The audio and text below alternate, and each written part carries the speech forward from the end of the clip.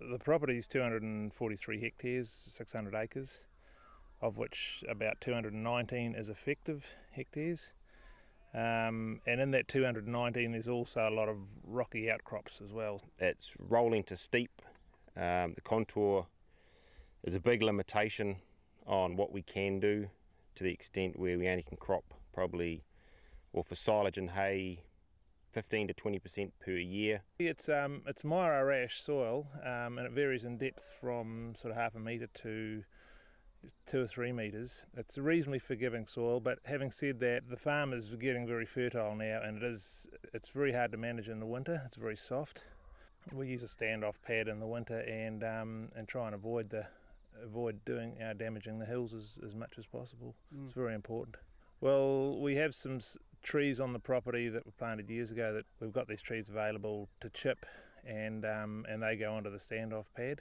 And then at the end of the season or partway through the winter, we'll clean the standoff pad off with a digger. The waste off the pad gets put back onto the paddocks.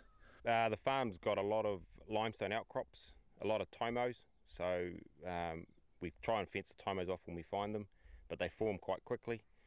As for the cropping side of it, a lot of the paddocks with the rocks in it we can't crop, purely because any machine that hits those limestone, well, they'll pretty much get blown to smithereens because it doesn't move. So yeah, we're quite limited to what we can crop for maize, for turnips, and what we can mow. The effluent system, we have got a tractor powered PTO pump. We have 900 metres of 4-inch PVC buried. We have 4 hydrants off that, and then off the hydrants we run 90 ml alkathene we run 2 cannons as well, so we can actually run 2 cannons at once, and we try and get as much effluent onto the sidlings as possible. But due to the dry conditions, production is down. I would envisage at this stage we'll probably do between 150 and 160,000 milk solids. Our best production was 164, which was done last year with the new share milkers. So yeah, we'll just have to wait and see what Mother Nature does to us, I suppose.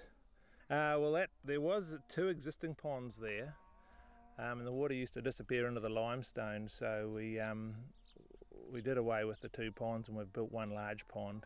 Hopefully they'll fill up in the next few months. We have a limited water supply on the property, so that will be a backup water supply in the dry summer. When we bought the property up, the P levels on the property were in single figures. Yeah. And over the years we've put a lot of phosphate on, and we're currently our P levels are in the 30 to 40 range, which is plenty high enough. So we've actually buttoned off slightly on the P. We're trying to get our pH up to about that 6. Our K levels tend to be fairly low after the winter months because the K tends to move around in the soil. So this year we're putting on about 60 units of K and probably about 20 units of P. Well, I'm a real fan of having shade for the cows, so every winter we try and plant trees, and we've got a lot of trees out in the centre in the middle of paddocks, so cows can have access to shade. We initially planted Chinese poplars, the Unionensis, but we've found that they actually get too big, so that's what was going through the chipper today, the Unionensis. And we've since been planting kawas, and they seem a very good tree, and we will plant more trees as the years go by, and just try and get as much shade out there as possible. So do you enjoy it here? I love it. It's very challenging, but when things go right it's good. But yeah, the last couple of winters have been pretty wet, springs have been pretty wet, the summers have been pretty dry.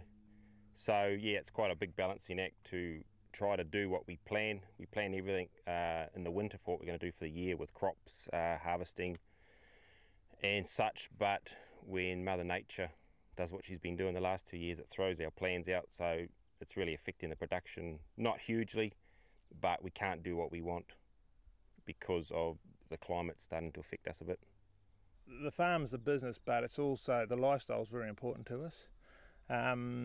Making lots of money is not the driver.